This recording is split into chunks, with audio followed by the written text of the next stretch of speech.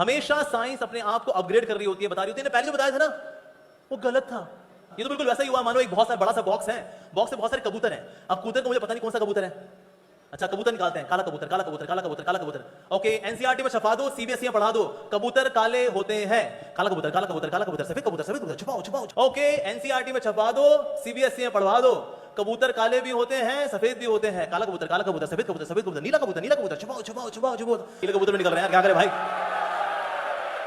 NCERT में छपवा दो, CBSE में पढ़ा दो, कबूतर काले भी होते हैं, सफेद भी होते हैं, नीले भी होते हैं। ये एजुकेशन है? ये तो मजाक है। लेकिन जो स्पिरिचुअल साइंसेस हैं, it is always absolute. Modern किताबों का आता है enlarged addition, revised addition. Bhagavad Gita का आया कभी एनलार्ज्ड एडिशन, रिवाइज्ड एडिशन? नहीं सर, 700 श्लोक, 700 श्लोक, परफेक्ट, उसके अंदर कोई खामी नहीं है उसके अंदर। So that means scriptures are the most bonafide source of knowledge. Hello Amogh sir, अगर ये आप तक पहुंच रही है तो ये लिटरली आपको समझाने और सिखाने के लिए है।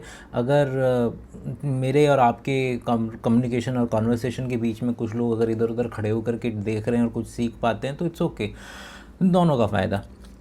तो अगर इसके लिए ना मैं आपको एक कहानी सुनाता हूँ। कहानी ऐसी है कि एक ना रसल चिकन के नाम से एक कहानी फेमस है कि किस तरीके से एक चिकन जो अपनी ज़िंदगी जी रहा होता है उसके बेसिस पर वो फैसले बनाता है, उसकी एक धारणा बनाता है अपने जीवन की। वो पहले दिन आता है, उसको एकदम से ख्याल आता है अरे खाना मिल गया, बोला पता नहीं कल मिलेगा कि नहीं मिलेगा। अगला दिन होता है, उसको फिर खाना मिल जाता है, दाना मिल जाता है, बोलता पता नहीं अगले दिन मिलेगा कि नहीं मिलेगा। मिलता है मिलता है मिलता है, रोज़ाना मिल रहा है। फिर उसको लगता है अरे हाँ यार, मतलब कि डेली खाना मिल रहा है, मतलब कल भी खाना मिलेगा। भाई हम अपने पुराने जो एक्सपीरियंसेस हैं उसको लेकर के क्या करने की कोशिश कर रहे हैं, अगले दिन को प्रिडिक्ट करने की कोशिश कर रहे हैं। और इस तरीके को इंडक्टिविज़म का नाम दिया गया है। मतलब कि मान लीजिए कि आपको लगता है कि सूरज पूरब से उदय होता है, तो आप आज देखते हैं पूरब से उदय हो रहा है, अरे कल भी कल भी कल भी, आप इकट्ठा करते चले जाते हैं। आपको लगता है कि जितनी बार ये बात अब बार बार होती रहेगी, अगली बार उसकी संभावना है कि अगली बार फिर से सूरज जो है पूरब से ही निकलेगा। लेकिन बैक टू द चिकन, जिस दिन चिकन को लगा कि आज तो 100 दिन हो गए भाई, डेली खाना मिल रहा है, 101वें दिन खाना कैसे नहीं मिलेगा, और 101वें दिन उसकी गर्दन मरोड़ दी जाती है और उसका सारा डेटा धरा का धरा रह जाता है। तो शायद सर ने जब एग्जाम्पल लिया एक हाइपोथेटिकल काले कबूतर का, तो बोले कि एक काला कबूतर नज़र आया, 3 4 5। तो जब ज़्यादा काले कबूतर बार बार नज़र आते रहे तो लोगों ने प्रिडिक्शन किया कि अगला वाला भी कबूतर काला ही आना चाहिए। सर के हिसाब से ये साइंस है, लेकिन जब अपने चरम पर था ये आइडिया, उससे अगले दिन कबूतर सफ़ेद निकल गया। सर ने उसे ऐसे पेश किया जैसे कि ये तो साइंस की हार हो गई है, अब साइंस वाले लोग अपनी अपनी किताबों में बस चेंज करवा देंगे कि जी चलो काले और सफ़ेद दोनों होते हैं, कबूतर काले सफ़ेद होते हैं, काले सफ़ेद होते हैं। फिर एकदम से नीला कबूतर निकल गया, तो फिर आपने बोला कि अरे साइंस फिर फेल हो गया, काला नीला और सफ़ेद तीनों होते हैं, तीनों होते हैं, तीनों होते हैं। तो उन्होंने बोला कि ये क्या पागलपंती वाली बात है, एंड ही इज़ राइट। लेकिन इससे साइंस नहीं फेल हो जाती है, क्योंकि साइंस आपको ये देखने को नहीं बोल रही है कि बस देखते रहो और अगली चीज़ को प्रेडिक्ट करो। ये सबसे निचले स्तर का वैज्ञानिक दृष्टिकोण हो सकता है।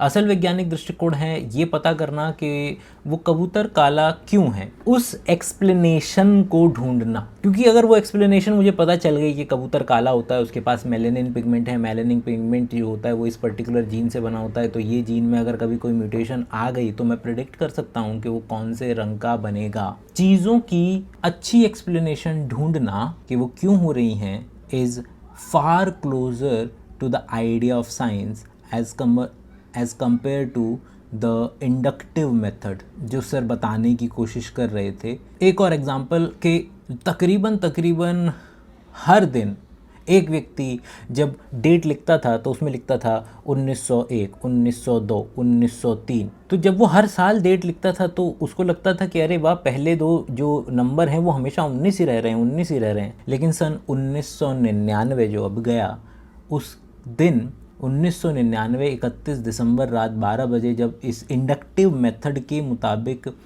अगले दिन भी तारीख में 19 ही आएगा, इस बात की संभावना अपने चरम पे थी।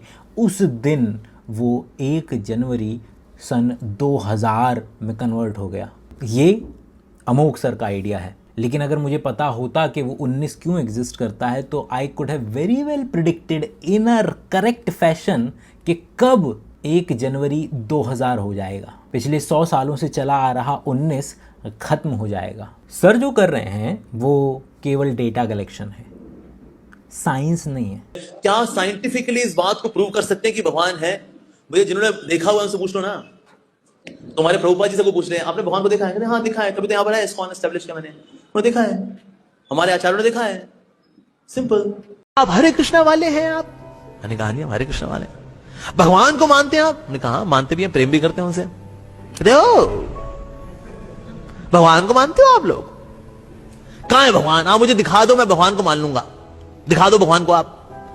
मैंने कहा आप में बुद्धि है, आप मुझे बुद्धि दिखा दो अपनी, मैं आपको भगवान दिखाऊंगा। सिर्फ ऐसे साइंटिफिकली शब्द इस्तेमाल कर लेने मात्र से कोई चीज़ साइंटिफिक नहीं हो जाती है। जो सर अभी डिफाइन करने की कोशिश कर रहे हैं उसे कहा जाता है एम्पेरिसिज्म, एम्पेरिकल एविडेंस, अनुभववाद। ये विचारधारा मानती है कि जो ज्ञानेंद्रियाँ, नॉट ज्ञानेंद्रियाँ बट जो इंद्रियाँ हमें प्राप्त हैं उनके ज़रिए जो चीज़ भी हम ऑब्ज़र्व कर पाते हैं वो एग्जिस्ट कर रही हैं। और सर इसी बात को इवोक करते हुए कहते हैं कि पूछ लो हमारे बड़ों से कि क्या उन्होंने एक्सपीरियंस किया है, तो बोलेंगे हाँ किया है। लेकिन ये बात मानते ही कुछ नए दरवाजे खुल जाएंगे। किसी दूसरे धर्म के व्यक्ति से उसके भगवान के बारे में जब आप पूछेंगे तो कहेंगे कि हाँ हमने तो अपने वाले को एक्सपीरियंस किया है। गुरुजी, शहद वर्षा आपने सुना होगा, तो वो सारी बातें भी ट्रू माननी पड़ेंगी। केवल बात यही नहीं रुकेगी, अगर कोई व्यक्ति कहता है कि मैंने भूत एक्सपीरियंस कर लिए हैं तो उसकी बात भी माननी पड़ेगी। इसलिए एम्पेरिसिज्म या केवल जो आप अनुभव कर सकते हैं वो एक अच्छा लेवल ऑफ प्रूफ नहीं है। वो यहाँ तक काम कर सकता है कि मेरे सामने ये डब्बा पड़ा है कि नहीं पड़ा है, मतलब कि तुझे दिखाई नहीं दे रहा है क्या, ओके फाइन। लेकिन टू फाइंड आंसर्स जो कि नए हैं, इस भगवान के रेल में पढ़ते हैं, वहाँ पर एम्पेरिसिज्म हमें अनुभव हेल्प नहीं कर पाएगा। क्योंकि हर समय हर वक्त ये इंद्रियां हमें धोखा दे रही हैं। इंद्रियां सत्य की प्राप्ति के लिए नहीं एग्जिस्टेंस में आई हैं। ये केवल और केवल हम इस बच पाएँ, कोई हमें खाए ना, हम खाना खा पाएँ, सेक्स कर पाएँ, बच्चे पैदा कर पाएँ और आगे बढ़ पाएँ, ये इंद्रियां इसलिए एग्जिस्टेंस में आई हैं। ये इंद्रियां हर वक्त धोखा खाती रहती हैं। जैसे पिछले 30 सेकंड अगर आप पीछे जाएं तो आपको पता चलेगा कि मेरे लिप्स और मेरा ऑडियो सिंक में नहीं था, लेकिन आपके दिमाग ने उसे महसूस ही नहीं होने दिया, क्योंकि ब्रेन को लगता है कि जो दिख रहा है और आवाज़ सेम टाइम पर आनी चाहिए, तो उसने आपके दिमाग में मेरे होठ और मेरी आवाज़ को सिंक्रोनाइज़ कर दिया। अच्छा, ध्यान रहे कि हम यहाँ पर किसी के एक्सपीरियंस को झुठला नहीं रहे हैं, कि हम ये नहीं कह सकते कि भाई तुम्हें भगवान का दर्शन थोड़ी हुआ है। हम जानते हैं कि इसके क्या मनोवैज्ञानिक कारण हो सकते हैं कि यूपी में गरीब तबके के इंसान को माता ही सपने में आ रही है, हर्मीज गॉड, अपोलो गॉड उनके ख्यालों में नहीं आ रहे हैं। इसके अलावा अगर हम किसी ऐसे व्यक्ति की बात मान भी लेते हैं तो ये जो किसी की बात मान लेना है, ये सबसे ख़तरनाक चीज़ है। हम इस बात से दूर जाना चाहते हैं कि अगर कोई एक व्यक्ति किसी चीज़ को एक्सपीरियंस कर रहा है तो उसकी बातों को वैसा का वैसा मान लेना केवल अथॉरिटी की वर्शिप करने के बराबर है। आज की तारीख का जो सबसे बेहतरीन यूट्यूब चैनल है रॉयल सोसाइटी का, जो साइंस के कम्युनिकेशन में बहुत बड़ा रोल अदा करता है, उसकी बात कई 100 साल पुरानी है, जो कि एक स्टेटमेंट है, नलियस इन वर्बा। मतलब कि भैया बात नहीं माननी है किसी की, मतलब कि भाई किसी ने कह दिया है इसलिए किसी की बात मान लेना है, बिल्कुल ऐसा नहीं करना है। Take no one's word for it, किसी की बात पर भरोसा मत करो, भले से वो आइंस्टीन क्यों ना हो, भले से वो न्यूटन क्यों ना हो। तो experience is experience, not the proof. लेकिन आप नास्तिक लोगों के पीछे पड़ गए हो। आपकी एक वीडियो है how to defeat atheist in 1 minute. चलो अभी आपको 1 मिनट देते हैं, बताइए कैसे करेंगे डिफीट। देखिए, ये पहले बात तो डिफीट उनको डिफीट क्या करना, समझाना है। फिर कि चले actually whenever there is creation there has to be creator. Body के अंदर digestive system, arterial system, venal system, nervous system क्या बढ़िया काम कर रहे हैं। किसने बनाया? तुक्के से। पिछले कई ज़मानों से ये आर्ग्यूमेंट चलता हुआ आ रहा है कि देखिए कितना खूबसूरत शरीर है, कि ऊपर वाले ने बनाया होगा, इतना अपने आप से थोड़ी बन जाएगा, तो तुक्के से थोड़ी बन जाएगा। तो वो जो जब वो मैं अगर कुछ ऐसे एग्जांपल देने की कोशिश करता हूँ जिससे कि एटलीस्ट हम ये प्रूव करने की कोशिश करेंगे कि डिज़ाइनर या तो नौसिखिया था, दिमाग नहीं था उसमें, कि उसने इतना घटिया बदन बना करके दिया है हमें।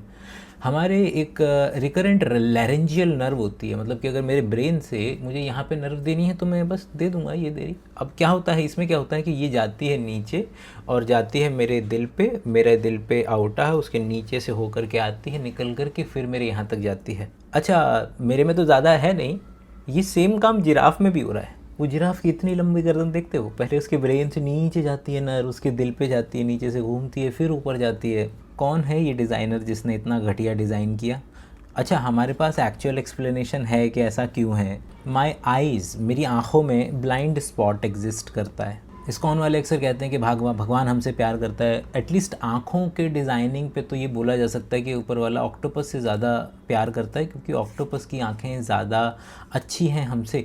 मैं ये नहीं कह रहा हूँ कि उसके पास, मैं तो ये बोल भी नहीं रहा हूँ कि देखो कुत्ते के कम रंग छांट सकने की क्षमता होती है, उसकी जो कोन होती है रंग देखने की क्षमता, वो कम हमसे कम है। मैं ये नहीं कह रहा हूँ, मैं कह रहा हूँ डिज़ाइनिंग के लेवल पे फ्लॉ है कि भाई मैं क्या करता, मैं अगर डिज़ाइन करूँगा तो पहले वो पर्टिकुलर हिस्सा बनाऊँगा जो लाइट लेगा, तो आँखों में लाइट लो, फिर उस लाइट को कन्वर्ट करके ये पीछे की साइड में ब्लड वेसल और पीछे की साइड में क्या लगाऊंगा, नर्व लगाऊंगा।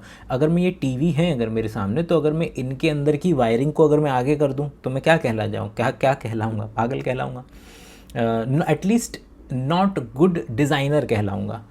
और यही हमारी आँखों में होता है। हमारी आँखों में रेटिना पीछे की तरफ है और उससे आगे की तरफ हमारे न्यूरॉन्स हैं। हमारा रेटिना न्यूरॉन को इन्फॉर्मेशन देता है, वो सारी न्यूरॉन की इन्फॉर्मेशन इकट्ठी होती है, एक बंडल बनता है नर्व का, वो आँखें फाड़ता है, निकलता है बाहर की तरफ, और जहाँ से वो आँखें फाड़ के निकलता है वो हमारा ब्लाइंड स्पॉट है।